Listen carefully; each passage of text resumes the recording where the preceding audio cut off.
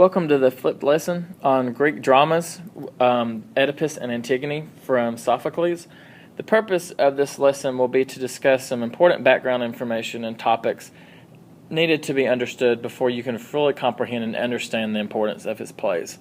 So the list of topics in front of you will be covered over the course of this lecture. I encourage you to pause when necessary, to write down some information, to actually take notes, and to rewind and re-listen to information to make sure you fully understand it. So first of all, the first thing I want to talk about is Sophocles. Born in 496 BC, the author of several plays, two of which we will read, Antigone and Oedipus. He wrote a total of 113 plays, 7 of which survive. He's the innovator of drama. So when you look at how drama and plays have evolved over time, they started with Sophocles, and many conventions that he came up with are still utilized today. Some have been changed. But his big interest is in character portrayal. So our main study when looking at Antigone and Oedipus are the characters in Sophocles' plays and what he intends to teach audiences with their portrayal. His biggest concern was with the individual struggle with fate. So when you look at Antigone, the main question is, do you obey the laws of God or the laws of man, or some things out of your control? And then with Oedipus, it is, can you defy your fate? And these are some, upper-level complex questions that we will investigate as well. And as we study more modern text this year, we'll look at how they're still similar to many of the ideas that Sophocles founded several years ago. The origins of the Greek dramas started when grapes were harvested. The Greeks would celebrate in honor of the god Dionysus. Dionysus was the Greek god of wine, revelry, and physical pleasure. So every year when it was time to harvest, dramas would be written and performed so that they could then honor that deity. Dancing and singing comprised celebration. And eventually some people began to wear masks. And everyone participated at first. Then those who danced and sang better than others would take control of the activities. Others would then watch, and thus the performance came into existence with actors and then the audience. So it started with just a general kind of singing and dancing with wine and celebration, and then it became more festive, more scripted, and then more performative. The locations, dancers and singers then needed somewhere to perform, and onlookers needed to be able to see the action. So if you look at this picture here, amphitheaters began to be built.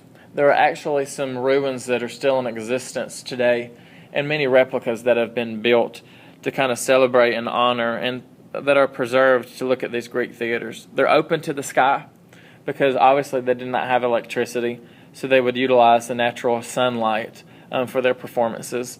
The seats were made of stone, and the first floors, or you would consider a stage, would call the dancing circle, a flattened or stomped pit. And if you look at the picture there, that golden circle in the middle would be the first floor with the rising amphitheater, the seating. So if you think about stadiums today, football stadiums, movie theater stadiums, if you've ever been to the Fox Theater or the Cobb Energy Center, lots of places that utilize that banked seating came from the Greeks.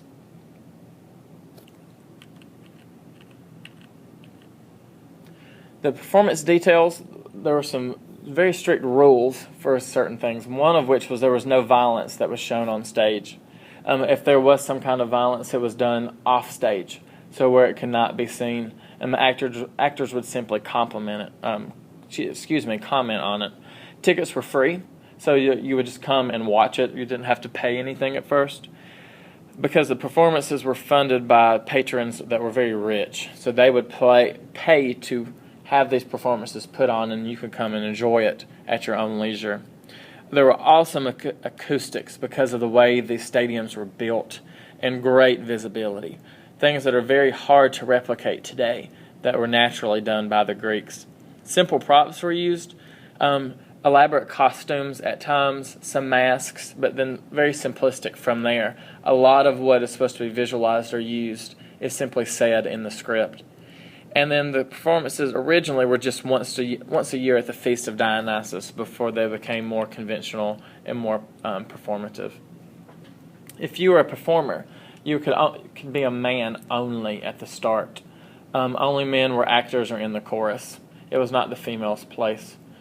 Females at times would often even have separate seating from men, would sit apart at the actual amphitheater. Elaborate masks were worn to convey different emotions. So even though the dialogue and the emotional kind of output of the speech and how the dialogue is said maybe cannot simply convey what was going on, but there were some characters on stage known as the chorus that did not speak or only spoke in the middle of scenes. So they would wear masks to convey the feeling, and the masks also served the purpose to tell you, the audience, how you should be reacting to the plays. It wasn't necessarily individualized. It was more, this is how you should be feeling based off of the masks of the actors. The audience is not the quiet type that is so needed today when you go to a movie. They were very lively. You would eat, drink, shout, groan, boo, hiss, and throw things during the middle of performances, and that was part of the custom. As I mentioned, the chorus, their purpose is to set the mood and the atmosphere for the play. A lot of what they have to say is to kind of fill in gaps and to give background information, as well as convey how you're supposed to feel and how the whole audience as a whole should feel at different times in the play. It first started as a large group, but dwindled down to about 15. And from that 15, 1 to 3 actors step out to speak from the chorus. And as we read these plays, we'll identify who those people are, but know that there is a larger group of people that are present on stage, even if they do not speak. The chorus comments on and emphasizes the main themes of the play. And is very clear what the messages are. They bring it back up. And the final lines of a Greek tragedy are spoken from the chorus and are supposed to give you the overall main idea and theme of the play. The chorus offers important background and provides summaries and fills in gaps. They want to make sure that the audience fully understands. And originally, these audiences could be drunk, could be distracted by other people, noise and food. So then the purpose of the chorus for the audience is to make sure that they're following along if they've lost their train of attention. And then they foreshadow what will be an outcome of the play. They'll often drop those hints or say them explicitly up front. And then they model the audience's response to the unfolding drama by commenting and teaching, again, the audience how that they should respond. The main thing that came from the Greeks was the idea of a tragic hero, and that is something that we will spend the entire school year together looking at, and that you've probably already studied before in high school or maybe on your own reading. There are 5 qualities of a tragic hero. First is the hero has to have a noble status, some kind of rank above society to make them better than the average man. The second is they have to have a tragic fall. And it has to be something that cannot be easily changed, something moral, something internal. If I had a broken arm, that could be a flaw because I couldn't operate like most people. But that's not something that is a huge tragic flaw. That's something that will heal on its own. Most of the time, someone's tragic fall could be greed, excessive pride. You could be very impulsive. You could be very cocky, conceited, arrogant.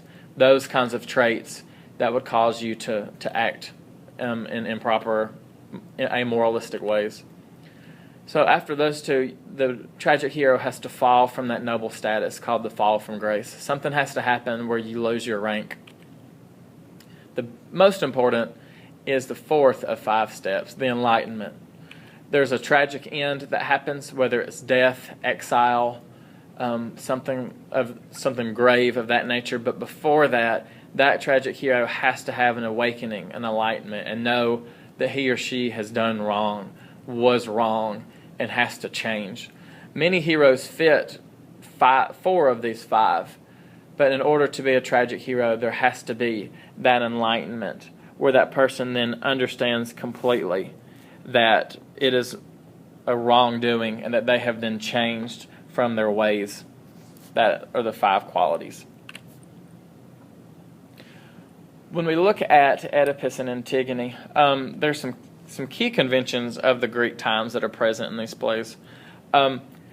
These are primarily with Oedipus, but there's a sphinx and an oracle that is considered. So the Sphinx is brought in here as a mythological beast that is very symbolic that we'll look at after you read. And then an oracle is someone that you can consult that may be a soothsayer of sorts, a fortune teller that can see into the future. So oftentimes characters in Greek plays will go on a long journey to see an oracle, to see insight into their future or their past, to gain some truth. Now, those tragic heroes may oftentimes disregard what is told to them because of their tragic flaw, but an oracle is often consulted or brought in to Greek plays. The same one is consulted in Oedipus and in Antigone. And oftentimes when we get to Shakespeare, Shakespeare has these soothsayer kinds of people at the same time. Come to the front office, please. Miss Morris, come to the front office. So here are some things to look for as we read, and this is for Oedipus and for Antigone. There's lots of irony in both of these plays. The concept of fate is huge, characters that try to figure out their fate or defy it. The characterization of Oedipus is very important, who he is, where he comes from. The role of and belief in the gods. Lots of what is done is to appease the gods or atone for some sins to the gods. Some major themes and motifs are blindness, truth, and knowledge. Disease plagues these towns a lot, so we need to look at where the origins of those are. The nature of the conflicts. We need to understand why people are having these conflicts or are conflicted. And then the concept of what's called transgression. Someone violates a law, a command, or duty, so therefore what must happen to them. So here are some key points to remember. You need to understand where the Greek plays came from and what their purpose is. You need to understand the unique conventions as if you were watching a live Greek play. What is it that's notable about being in the audience? What if you're a man versus a woman? What if you're going to be a part of a play? What roles can you take based off who you are? If you're in the chorus, what is that like? What is a production like? Do you have lots of set and costumes and songs? You need to know the 5 qualities of a tragic hero, what each mean, because you'll be required to analyze people to determine if they're tragic heroes. And then the main focus of Oedipus. We're going to read Antigone first together, but Oedipus is the backstory that you will read second to it. So if you have any questions, please bring them to class, and this video is at your disposal to look at again as you read Oedipus several weeks after watching this video.